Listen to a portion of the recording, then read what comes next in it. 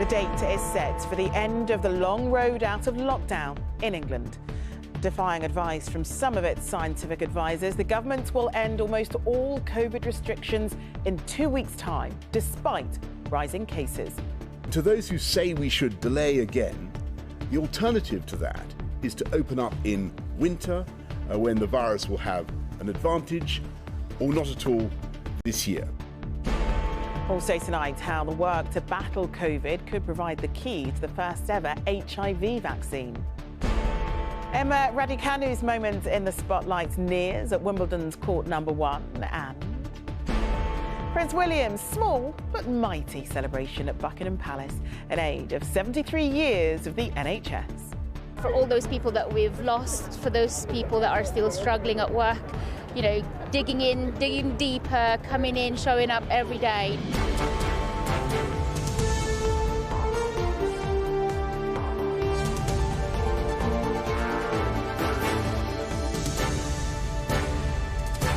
This is the ITV Evening News with Charlene White.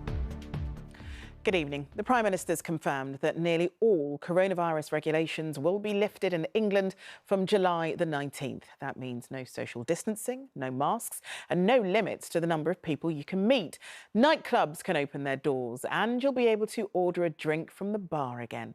According to Boris Johnson, it'll now be up to individuals to make their own informed decisions. But he admitted cases and deaths will rise, and some fear it's too big a gamble taken too soon. Here's our political correspondent, Romilly Weeks. We've had to obey rules on covering our faces, who we can see, whether we can go out at all.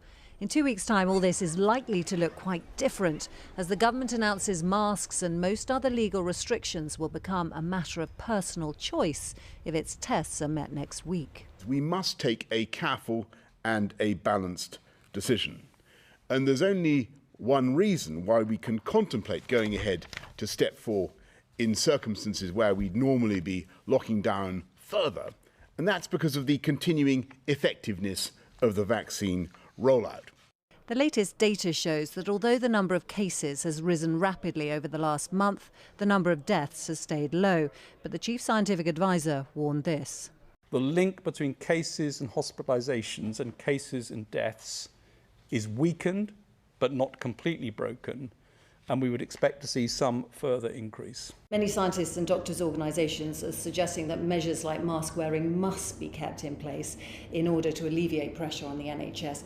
Why are you ignoring their concerns? I return to what we're trying to do with step 4 of the roadmap, which is get away from government legal diktat to relying on personal responsibility. And I do think that I will obviously wear a mask in crowded places.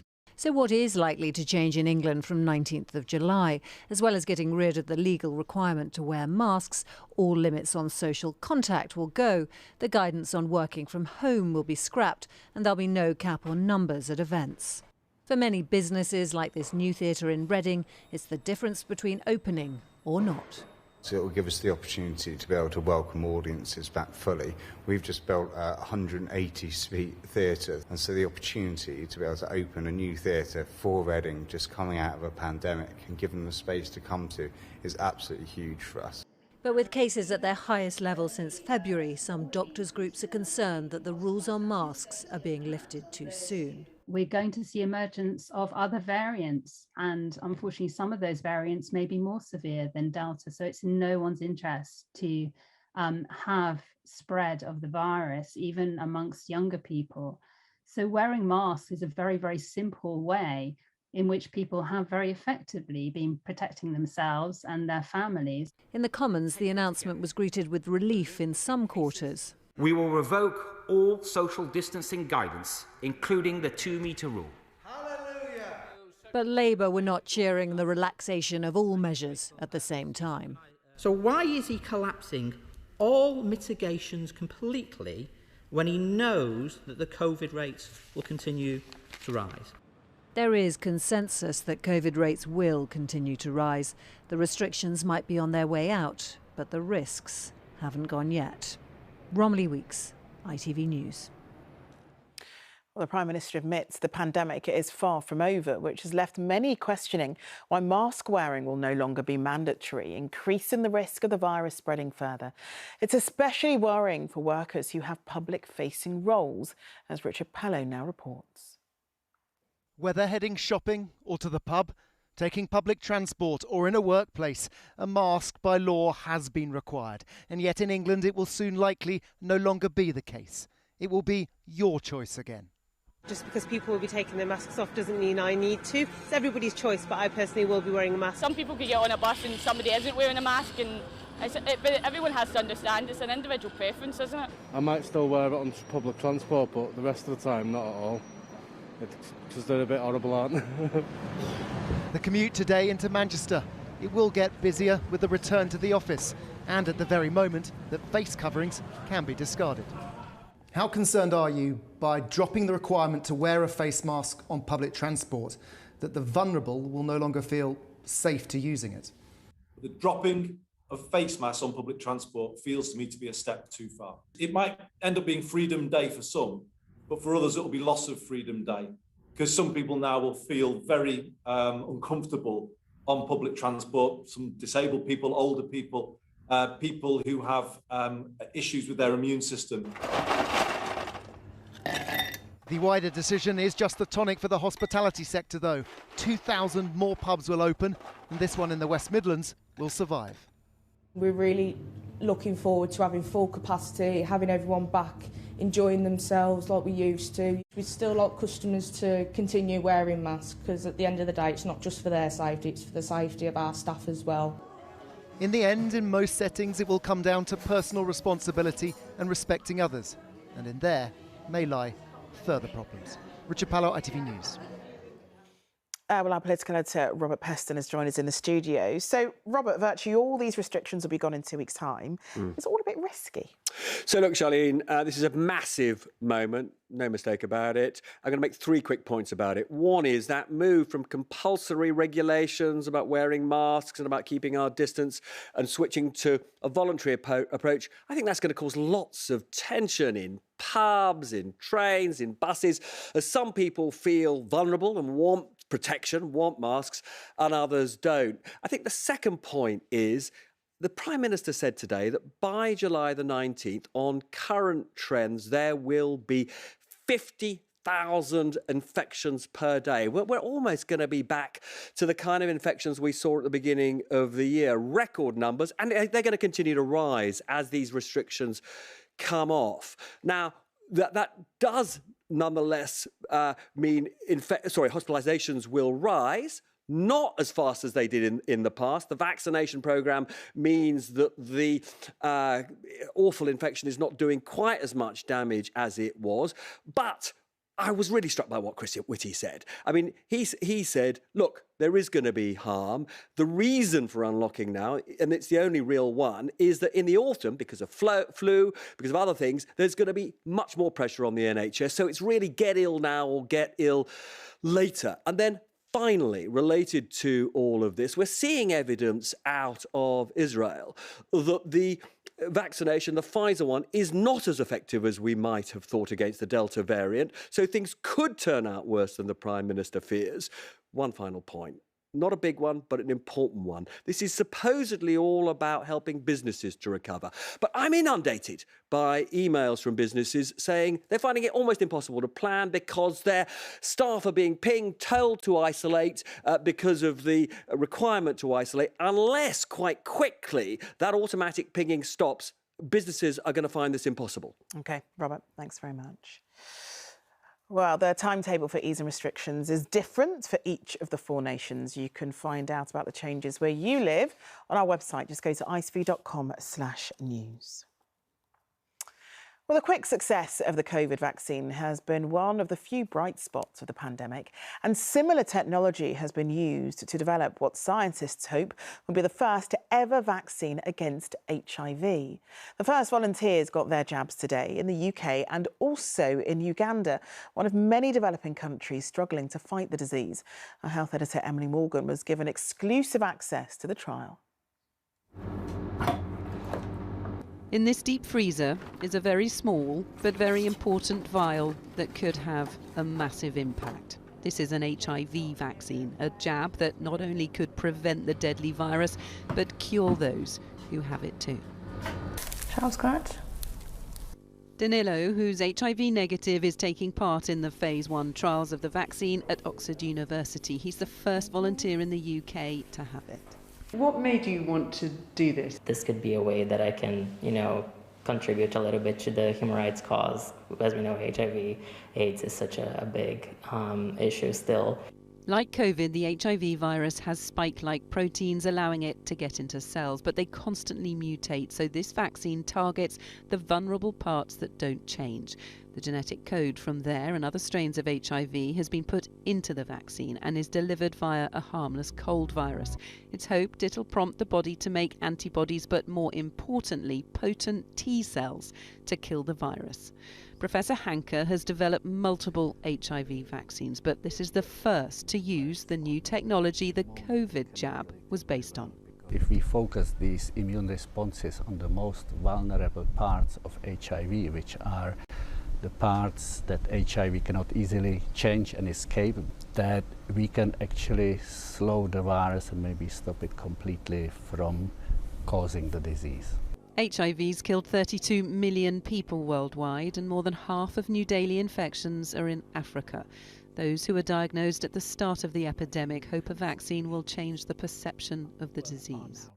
I don't think it would mean much for me because I've got the medication, I have a full life.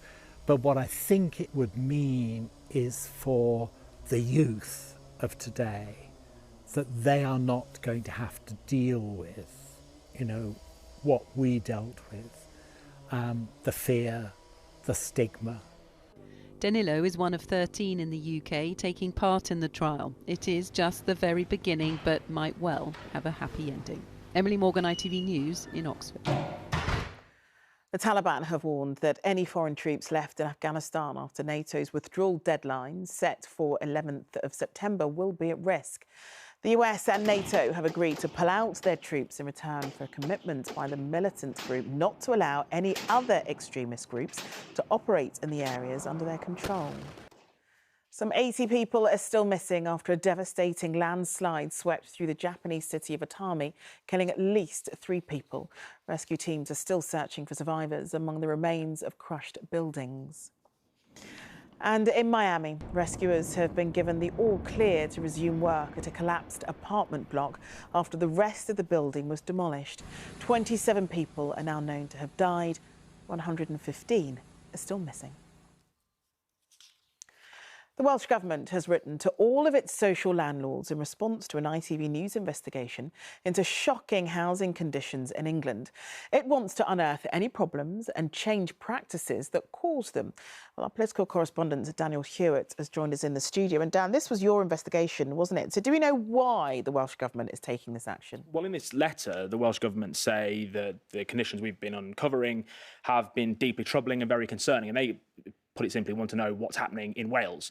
It's a kind of proactive move that some in the housing sector say the UK government here should have done a long time ago. Look, our investigation has found people living in the most appalling conditions. The Housing Ombudsman in England has already launched an investigation into damp and mould. Only on Friday, the Regulator for Social Housing launched an investigation into Clarion, the UK's largest housing association, in response to one of our investigations. Now we have this pretty major intervention by the Welsh Government. Jess Pearce, the Deputy Director for Housing Safety, has written to all housing associations. She'll also be writing to every local council in Wales to ask them, what is the condition of your housing? What is your complaint system like? Is it working? We're talking here about almost 240,000 homes, and they want a breakdown of every single disrepair claim currently in process. It's a pretty major intervention, this. They want responses by July the 23rd, and then they say they'll look at them and go from there. OK, Daniel, thanks very much. Still to come on the ITV Evening News, the man behind the team. But what is Gareth Southgate's secret to England's success? And 73 years of courage and compassion, the royal thank you to the NHS. Those stories and more after the break.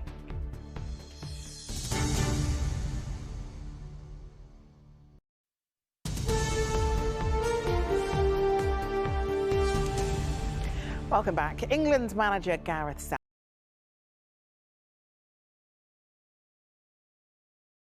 Southgate has told ITV News his dream of getting the team to the final of the Euros isn't about him, but what it would do for the country. His side take on Denmark in the semi-finals at Wembley on Wednesday night. And he told our sports editor, Steve Scott, he wants to bring some happiness. Gareth Southgate is on the verge of achieving something none of his predecessors have, leading England to a European Championship final. But if he can pull it off, don't expect him to take any of the credit. It's a bit like being a parent.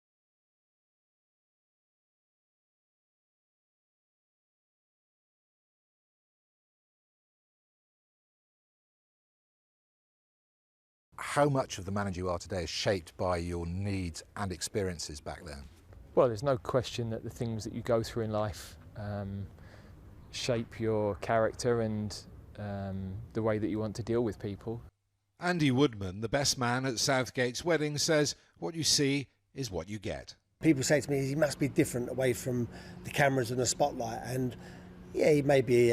He's a funny guy. He's very witty, as you probably see little flashes of, but he's no different, and he hasn't changed. Southgate never shies from making unpopular decisions and shows unshakable faith in those he trusts. He probably sits here and gives us all the plaudits, us players, but we appreciate the job that he's doing and the way that he sets us up and his man management skills. So no, I can't speak highly enough of Gareth. In Russia, England's World Cup adventure ended in the semi-final. Southgate believes this team is better equipped. We are better prepared for this semi-final in that we've lived it before. England matches are events that bring families together, that bring communities together. Certain generations of fans are seeing England for the first time, and these are their formative memories. Bless them, they think it's always like this. So maybe over a period of time they'll know different. If you're English, at least, with a bit of luck, that deflating moment won't come around too quickly. Steve Scott, ITV News, St George's Park.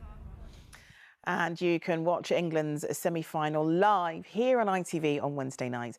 Coverage of the game with Denmark starts at 6:30. But it's to Wimbledon now, where the home crowd has a new star to cheer. Teenage sensation Emma Raducanu is aiming to get into the quarter-finals tonight. Not bad for the wild card entry, who's never faced an opponent from the top 100 before. Here's Martha Fairley on Britain's New Hope. Manic Monday at Wimbledon always has plenty of action for tennis fans, but it's Britain's 18-year-old overnight sensation that everyone wants to watch. Raducanu, definitely. Can't believe I'm getting to see her. This is history today. We're so glad that we're going to be seeing Emma because the atmosphere is going to be electric. I think she's probably going to win. She's very good at tennis. Yeah. And you'll be cheering very loudly? Yes. Emma Raducanu was seen warming up on the practice courts a few hours ago, seemingly relaxed about becoming the first British woman to play a fourth-round match in the Open era. And the head of Bromley Tennis Centre, where she's trained for around a decade, will be at #1 court to see her make history. She was destined to be a top player from a very, very young age. I mean, she has that little something extra. She's got the hunger, she's got the look in her eye of a killer. And it was then all down to how much did she really work and how much was her attitude going to sort of be supportive of her ability. And pleased to say it's obviously proving to be the case. Match point. And this is who either Emma Raducanu or Ajla Tomljanovic will face in the quarter-finals. World #1, Ash Barty. The Australian went through in straight sets to reach her first ever Wimbledon quarter-final earlier this afternoon. Well, we'll have to wait just a little bit longer because the match before Emma Raducanu and Ajla Tomljanovic has gone into 5 sets. It's also been delayed because of rain, which means the roof is now on #1 court. And that means that the roar of the crowd when she walks out will be absolutely enormous. She hasn't been fazed by anything so far. Hopefully, she'll stay calm tonight. Oh, I wish her the best of luck, Martha. Thank you. And finally, the courage, compassion and dedication of NHS staff and volunteers was celebrated today at a special service in St Paul's Cathedral. Joined by the Duke of Cambridge, frontline staff shared their experiences on the 73rd anniversary of the NHS's creation. The Queen paid tribute by awarding the George Cross to the service across all nations. Here's our Royal Editor, Chris Shipp. Under Sir Christopher Wren's dome, a celebration got underway at St Paul's this morning. It was missing a royal guest the Duchess of Cambridge is having to isolate, but they gathered here in this great cathedral to mark the birthday of a great organisation. I am standing here today because of the NHS. Last year, Catherine Dawson had COVID while pregnant. After giving birth, she had to be placed in a coma for a month. I look back at this time with gratitude. I'm incredibly grateful to have met and been cared for by such amazing people. The Queen showed particular interest in the up-to-date equipment. When it was born in 1948, the new NHS was described as a great and novel undertaking. Never has the service been tested like it has in the past year, and so today the Queen awarded the NHS the George Cross, only the third time ever it's been granted to an organisation for an act of great heroism. The Queen wrote, "You have supported the people of our country with courage, compassion and dedication." The award is for the whole NHS and everyone in it, like nurse May Parsons, who last December administered the first COVID vaccine in the world. For the Queen giving the George Cross, that was a really brilliant, amazing news this morning for me to hear. For all those people that we've lost, for those people that are still struggling at work, you know, digging deeper, coming in, showing up every day. And for some staff who have dug deep, the NHS celebrations included an invitation to tea at Buckingham Palace this afternoon, a small reward for some of those who have given so much this past year. Chris Ship, ITV News. That's it from us for now. Julie will be here with news at 10, but from all of us here, enjoy your evening. Bye-bye.